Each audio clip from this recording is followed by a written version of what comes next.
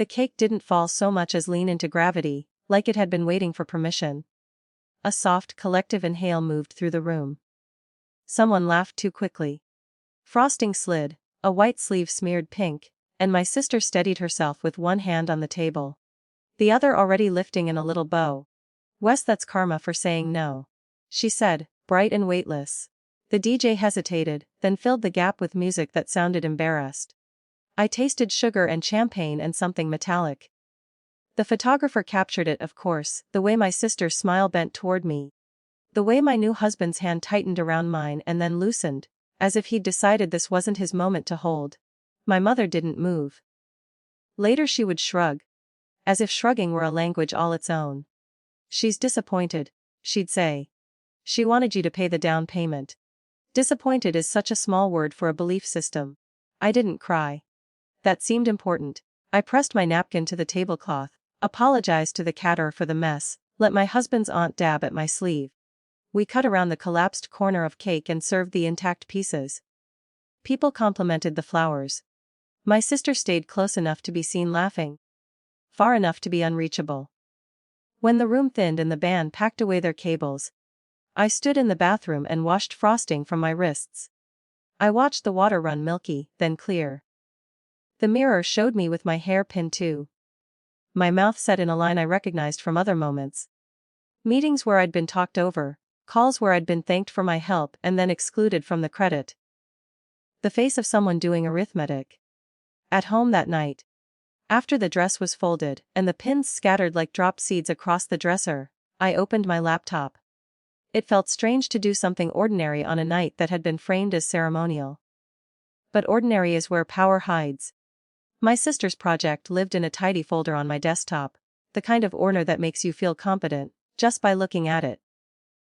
I'd helped her build it because I knew how. I knew the rules, the templates, the soft expectations that weren't written anywhere, but were enforced all the same. I had introduced her to people who trusted me. I had written emails that carried my tone so hers would be taken seriously. I had agreed to be listed as an advisor because it made the application look solid.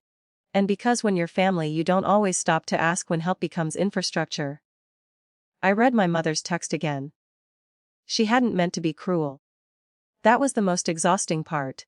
She believed disappointment was a natural weather event, and some people were just built to carry umbrellas. I didn't delete anything. I didn't sabotage. I followed the process the way it had been explained to me in a dozen compliance trainings. I withdrew my name. I noted that my availability was no longer assured. I clicked through the confirmation slowly, letting the system do what systems do when a support beam is removed. It was quiet work. The hum of the refrigerator, the low tick of the wall clock. My husband slept in the other room. The steady rhythm of someone who trusts the night. When I finished, I shut the laptop and stood at the window.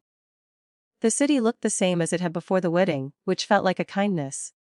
At 9:30 the next morning, an automated notice went out. I didn't see it land, but I knew the language.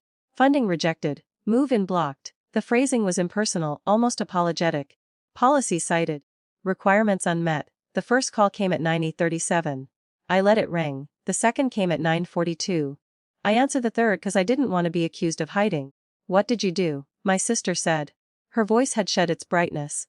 Panic had a way of making everyone sound younger. I stepped back. I said. Like I said I would. "You said no to the money," she said. "Not this." There it was. The belief that no only applied to the parts she'd named. This was always contingent. I said. I could hear my own voice, calm to the point of sounding like someone else's. "You knew that." "I can't move in," she said.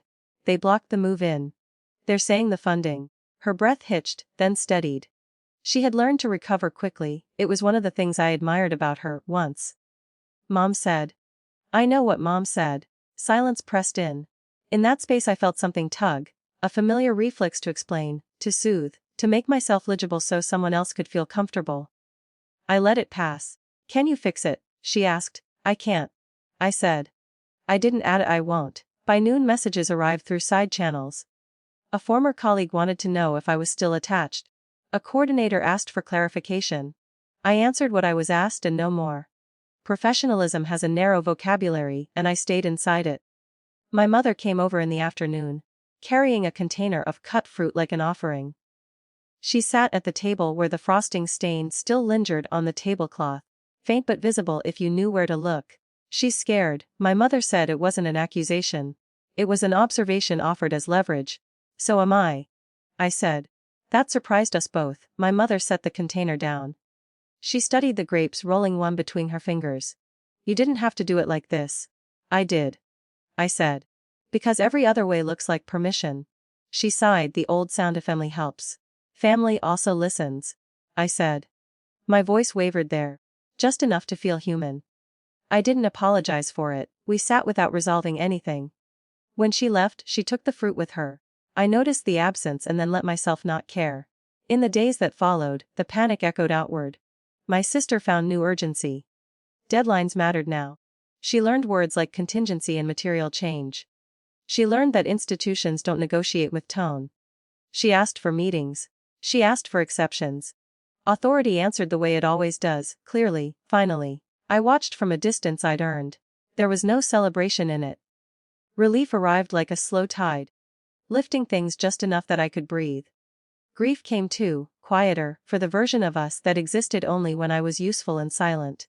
At night, my husband asked if I was okay. I told him the truth. I was steadier than I'd been in years.